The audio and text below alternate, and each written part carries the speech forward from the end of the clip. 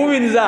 شیخ صاحب به ویل دا د محدثینو په دې خبره نه ده، دوی وایي دا صوفیان ښه ګمان کوي، په هر راوي باندې صوفي څه کوي. نو زه خو محدث نه یم، زه خو خوار عبدالمتین یم، نو زه ګوره په هر سائل باندې دا ګمان کوم دا محتاج دا غریب دی. زړه کې نرمی پکار ده، هر مسلمان ته دا پکار دی چې زړه کې نرمی راولي. هر عبادت خلاصه څه ده؟ د الله نه یره. بس ګورې وروڼو دا کټه کې درته اوس کوم.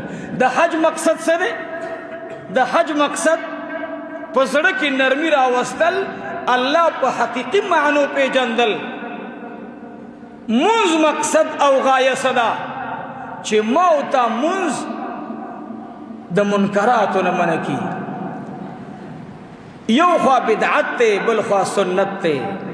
نفس مونږ ته وایي، نفس وایي ګوره بیا به دا کله ملاویږي، دا خو په ژوند کې یو وخت یو مرحله ده، دا بیا کله ملاویږي. کړپ په ګناه باندې مور وغورځوي. نو د سنت مقابل کې څه شی مخکې کو؟ بدعت، ګناه. چې کله وړاندې کو زما استاد ژوند نه خوند الله والی برکت ژوند کې شته. هغه جمعه پرون تېره شوې ده، نن بیا جمعه راغله. حج له چې پروس کاله اجیان تلله د هغوی د قدمونو د مخخي خاورې لا بدرنګې شوي نه دي. هغه د اجیانو قدمونه بلا اوس هم پراته دي. څو ورځې بعد به ړومبی جاز اوچت شي. بس دغه حال دی.